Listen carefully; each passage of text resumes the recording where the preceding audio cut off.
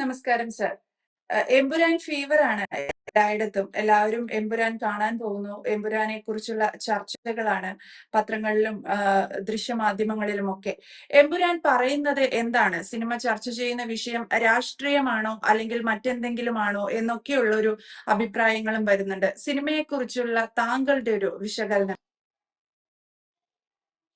എമ്പുരാനകത്ത് രാഷ്ട്രീയം ഉണ്ടായത് കൊണ്ടാണല്ലോ അത് ചർച്ചയാവുന്നത്. അല്ലാതെ സാധാരണ ഒരു ടോപ്പിക് ആണെങ്കിൽ അത് ചർച്ചയായിട്ട് വരത്തില്ല. ഇപ്പൊ എമ്പുരാനകത്തും ലൂസിഫറിനകത്തും അദ്ദേഹത്തിന്റെ മുമ്പിലത്തെ പടം ലൂസിഫറിനകത്തും രാഷ്ട്രീയം ചർച്ചയാകുന്നുണ്ട്. അല്ലെങ്കിൽ ഇപ്പൊ നമ്മുടെ ഇന്ത്യയിലുടനീളം ആൾക്കാർക്ക് ഏറ്റവും താല്പര്യമുള്ള ഒരു വിഷയം നമ്മുടെ രാഷ്ട്രീയമാണ്. അങ്ങനെ രാഷ്ട്രീയത്തിന് അത് താല്പര്യം ഉണ്ടാവുകയും വേണം. കാരണം രാഷ്ട്രീയം ഇല്ലാത്ത ഒരാളെന്ന് പറയുമ്പോൾ ഈ ആൾക്കാർ എനിക്ക് രാഷ്ട്രീയമില്ല എന്നൊക്കെ പറയുന്നത് വിഡ്ഢിത്തമാണ്. കാരണം രാഷ്ട്രീയം എന്ന് പറഞ്ഞതിന്റെ അർത്ഥം തന്നെ രാഷ്ട്രത്തെ സംബന്ധിച്ച് നമുക്കുണ്ടാകുന്ന ഒരു ബോധം എന്നുള്ളതാണ്.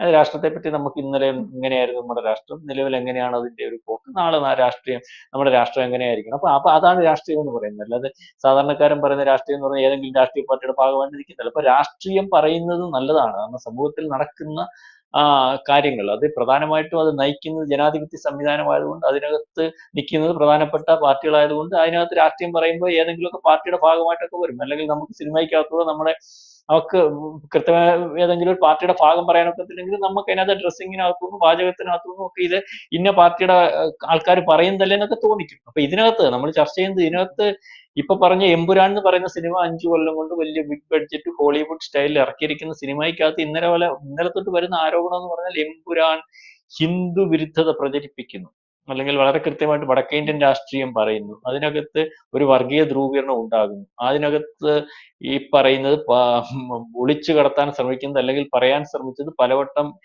ആവർത്തിച്ചുകൊണ്ടിരിക്കുന്ന ഗുജറാത്ത് കലാപമാണ്. മറ്റ് പല കലാപങ്ങളും നടന്നു പോയിട്ടുണ്ടെങ്കിലും ഗുജറാത്ത് കലാപത്തെ പ്രൊജക്ട് ചെയ്ത് കാണിക്കുന്നു. ഇപ്പോഴും അതിന്റെ പുറകിൽ നിൽക്കുന്നതിന്റെ പുറകിൽ രാജ്യവിരുദ്ധ ശക്തികളും അല്ലെങ്കിൽ ഇന്ത്യക്ക് വെളിയിലെ ലോകം പല രാജ്യങ്ങൾ പോലും അത് പ്രൊമോട്ട് ചെയ്യാൻ ശ്രമിക്കുന്നു. ഈ BBC പോലുള്ള ചാനലുകൾ പോലും കഴിഞ്ഞ ഇലക്ഷന് മുമ്പ് വീണ്ടും അത് കൊണ്ടുവരാൻ ശ്രമിക്കുമ്പോൾ ലൈം ലൈറ്റിൽ ഇപ്പം എഴുതിത്തള്ളിയത് അല്ലെങ്കിൽ നമ്മുടെ സുപ്രീം കോടതി ഉൾപ്പെടെയുള്ളവർ ഇന്ത്യയുടെ പ്രധാനമന്ത്രിക്ക് അതിനകത്ത് പങ്കില്ലെന്ന്, ഈ ആരോപണത്തിന് കഴമ്പില്ലെന്ന്, അത്തരത്തിലൊരു ആരോപണം അവിടെ ചില പ്രത്യേക താല്പര്യക്കാർ ഉണ്ടാക്കിയതൊക്കെയാണെന്ന് പറയുമ്പോൾ വീണ്ടും അത് ഇന്ത്യൻ ജനതയുടെ മുമ്പിൽ മറക്കാൻ ശ്രമിക്കുന്ന ഒരു കലാപം 2002 തോന്നുന്നു ഉണ്ടായ ഒരു കലാപം വീണ്ടും ഓർമ്മപ്പെടുത്തുന്നതിന് വേണ്ടി ഒരു 250 കോടി രൂപ മുടക്കുകയും അത് കേരളത്തിലാവുകയും ഒക്കെ ചെയ്യുമ്പോൾ അതിനകത്ത് വളരെ കൃത്യമായ ഒരു അജണ്ട ആരെങ്കിലും ചൂണ്ടിക്കാണിച്ചാൽ അത് പരിശോധിക്കേണ്ടതായിട്ടുണ്ട്. നമ്മൾ എൻപുരാന് മുമ്പ് ഉള്ള സിനിമ, പൃഥ്വിരാജിന്റെ ആദ്യത്തെ സിനിമ അല്ലെങ്കിൽ ലോകം ചർച്ച ചെയ്ത സിനിമ, ഇപ്പോഴും ആൾക്കാർ കാണാൻ ഇഷ്ടപ്പെടുന്ന ഒരു സിനിമയായിരുന്നല്ലോ ലൂസിഫർ. ലൂസിഫറിനകത്തൂടെ പൃഥ്വിരാജ് ഇതുപോലൊക്കെ ഒരു കാര്യം അല്ലെങ്കിൽ ഒരു കഥ പറഞ്ഞിട്ടുണ്ട്. ലൂസിഫറിനകത്ത് മോഹൻലാൽ എന്ന് പറയുന്ന കഥാപാത്രത്തെ നമുക്കെല്ലാം ഇഷ്ടമാണ്. മോഹൻലാൽ അതിനകത്ത് ഈ പറഞ്ഞതുപോലെ നായകനാണോ വില്ലനാണോ അല്ലെങ്കിൽ ആ നായകനെയും ആ വില്ലനെയും ഒക്കെ നമുക്ക് ഇഷ്ടപ്പെടുന്ന രീതിയിലുള്ള ഒരു കഥാപാത്രമാണ്. മോഹൻലാൽ സമൂഹത്തിൽ ഉണ്ടാകുന്ന പുഴുക്കുത്ത് അല്ലെങ്കിൽ കറക്റ്റ് ചെയ്യുന്ന ഒരാളായിട്ടാണ് നമ്മൾ കാണുന്നത്. അത് രാഷ്ട്രീയ പാർട്ടിക്ക് അകത്തുണ്ടാകുന്ന പുഴുക്കുത്ത് നമ്മൾ ഏറ്റവും വലിയ അതിനകത്ത് കാണിക്കുന്ന രാഷ്ട്രീയ പാർട്ടി എന്ന് പറഞ്ഞാൽ ഈ പറയുന്ന കോൺഗ്രസിനെ ആയിട്ട് നമുക്ക് തോന്നാം. കാരണം മഹാത്മാഗാന്ധിയുടെ മറവിൽ നിന്നിട്ട് ആ രാഷ്ട്രീയ പാർട്ടി നടത്തുന്നതിന് വേണ്ടി ആ രാഷ്ട്രീയ പാർട്ടി ഹൈജാക്ക് ചെയ്ത് സത്യസന്ധനായ ഒരു മനുഷ്യനിൽ നിന്ന് ഹൈജാക്ക് ചെയ്ത് അന്നത്തെ മുഖ്യമന്ത്രിയായിട്ടിരുന്ന ആളുടെ മരുമോൻ എടുക്കുകയും അയാൾ അതിന്റെ ഫണ്ട് കണ്ടെത്തുന്നതിന് ഈ ലോകത്തുടനീളം നശിപ്പിക്കാൻ നിൽക്കുന്ന മയക്കുമരുന്ന് മാഫിയ അല്ലെങ്കിൽ ആ ഒരു മാഫിയയുടെ ഫണ്ടിലേക്ക് അല്ലെങ്കിൽ ആ ഫണ്ട് ഉപയോഗിച്ച് അതിനെ പ്രൊമോട്ട് ചെയ്യാൻ ശ്രമിക്കും.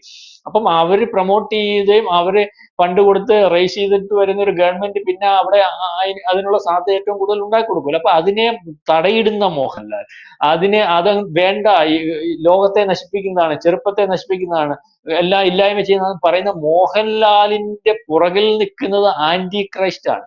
ഈ പറയുന്നതിനെയൊക്കെ മോശം കാര്യങ്ങളെയൊക്കെ ഇല്ലായ്മ ചെയ്യുന്ന മോഹൻലാൽ പറയുന്നത് അവിടെ ആന്റി ക്രൈസ്റ്റ് മൂവ്മെന്റ് ആണ്, അല്ലെങ്കിൽ സാത്താന്റെ വചനങ്ങളാണ് പറയുന്നത്. അപ്പം സാത്താന്റെ വചനങ്ങൾക്കാണ് സാത്താൻ അവിടെ ആണ് ന്യായം നടപ്പാക്കുന്നത്, സാത്താനാണ് നീതി നടപ്പാക്കുന്നത്. അല്ലെങ്കിൽ ലോകം മൊത്തം പറയുന്ന സാത്താൻ എന്ന് പറഞ്ഞാൽ അനീതിയുടെ ഭാഗമാണെന്നാണ്. ഇപ്പം ഇവിടെ സാത്താനെ വെള്ളപൂശുന്നു. ഈ ആന്റി ക്രൈസ്റ്റ് മൂവ്മെന്റ് എന്ന് പറയുന്ന ഒരു മൂവ്മെന്റ് നമ്മൾക്ക് ഈ പറയുന്ന മോഹൻലാൽ ലൂസിഫറിനകത്ത് കാണിക്കുന്ന ഒരു മൂവ്മെന്റ് അല്ല, ഇത് ലോകത്തുടനീളമുള്ള ഒരു മൂവ്മെന്റ് ആണ്. അത് പ്രത്യക്ഷത്തിലല്ല, അതിന്റെ പുറകിൽ വളരെ പരോക്ഷമായിട്ട് നിൽക്കുന്ന നമ്മൾ ചിലയിടത്തൊക്കെ കാണുന്നുണ്ടല്ലോ ചില പുഴുക്കുത്തുകൾ, ചില കൊലപാതകങ്ങൾ ഒക്കെ നടക്കുമ്പോൾ അതിന്റെ ഉള്ളിലേക്ക് കയറി പരിശോധിക്കുമ്പോൾ, അവന്റെ റൂമിലേക്ക് കയറി പരിശോധിക്കുമ്പോൾ അതൊക്കെ സാത്താൻ സേവക്കാരനും അല്ലെങ്കിൽ ചില പ്രത്യേക മതചിഹ്നങ്ങൾ അല്ലെങ്കിൽ ചിഹ്നങ്ങൾ, ഈ പറയുന്ന ആന്റി ക്രൈസ്റ്റ് ഭാഗമായിട്ടുള്ള ചിഹ്നങ്ങളൊക്കെ കാണുന്നുണ്ടല്ലോ. അപ്പൊ ഇതേ രീതിയിലൊക്കെയുള്ള ആ രീതിയിലേക്ക് ലോകത്തെ അല്ലെങ്കിൽ വല്ലാത്തൊരവസ്ഥയിലേക്ക് കൊണ്ടെത്തിക്കാൻ നിൽക്കുന്ന ഒരു മൂവ്മെന്റ്, അല്ലെങ്കിൽ ഈ പറയുന്ന ക്രിസ്ത്യൻ മൂവ്മെന്റിനെ, ഇപ്പൊ അന്തിക്രിസ്തു എന്നൊക്കെ ക്രിസ്ത്യാനികൾ പറയത്തില്ലേ, ആ മൂവ്മെന്റിന്റെ ഭാഗമായിട്ട് നിൽക്കുന്ന, അല്ലെങ്കിൽ അത് ശരിയാണെന്ന് വരുത്തി തീർക്കുന്ന, അതിന് വെള്ള പൂശുന്ന, അതിന് മോഹൻലാലിനെ ഉപയോഗിക്കുന്ന, അതിന് കോടിക്കണക്കിന് രൂപ അല്ലെങ്കിൽ മുടക്കുന്ന, അത് ആൾക്കാർക്ക് വളരെ കൃത്യമായിട്ട് ആദ്യം മനസ്സിലാവാതെ സാത്താനെ അറിയാതെ നമ്മൾ ഇഷ്ടപ്പെട്ടു പോകുന്ന,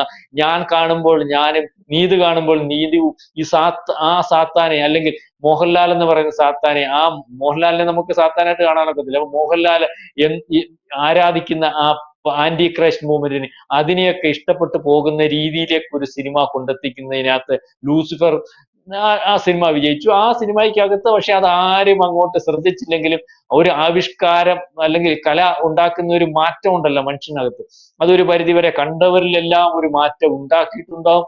പൂർണ്ണമായിട്ടും അതിലേക്ക് ആൾക്കാരെ എത്തിച്ചില്ലെങ്കിലും എനിക്കും ആ സിനിമ കണ്ടതിന് ശേഷം ഇതുവരെ ആ സാത്താൻ എന്ന് പറയുന്ന ആളിനെ നമ്മൾ പിന്നെ അത് ക്ലിയർ ചെയ്യുന്നുണ്ട്. സാത്താൻ സേവ അങ്ങനെ ചെയ്യുന്ന, അല്ലെങ്കിൽ ആ വചനങ്ങൾ അത് അതാണോ ശരി, അതിനകത്തൊരു ശരിയില്ലേ എന്നൊക്കെ നമുക്ക് ചിന്തിക്കുന്ന ഒരു അവസ്ഥയിൽ, അതുപോലെ തന്നെയാണ് ഈ സിനിമ ചെയ്തിരിക്കുന്നത്. ഈ സിനിമ ചെയ്തിരിക്കുന്നതിനകത്ത് മാറ്റാൻ ശ്രമിക്കുമ്പോൾ, അല്ലെങ്കിൽ ആൾക്കാർ മറക്കാൻ ശ്രമിക്കുന്ന പല കലാപങ്ങൾ പോലെയുള്ള വീറാത്ത കലാപം, അതൊരു ഓർഗനൈസ്ഡ് കലാപമാണ്. അല്ലെങ്കിൽ ആ കലാപത്തിന് മുമ്പ് ഒരു ഹിന്ദു ഹത്യ ഉണ്ടായിരുന്നു, സന്യാസിമാരെ ട്രെയിൻ തീയിട്ട് കൊള്ളുന്നുണ്ട്, അതോടുകൂടി പൊട്ടിപ്പുറപ്പെട്ടതാണ് ആ കലാപം. അതുപോലെ വലുതാക്കുന്നതിനും വീണ്ടും പ്രചരിപ്പിക്കുന്നതിനും കലാപം ഉണ്ടാക്കിയവർക്ക് ഒരു അജണ്ട ഉണ്ട് എന്നൊക്കെ പറയുമ്പോൾ, അല്ലെങ്കിൽ അങ്ങനെ ആകുമ്പോൾ, പരിശോധിക്കുമ്പോൾ ആ പറച്ചിലിന് ശരി ഉണ്ടാകുമ്പോൾ, അത് വീണ്ടും ലൈംലൈറ്റ് നിർത്തുന്നതിന് വേണ്ടി കോടാനുകോടി രൂപ മുടക്കുന്നു.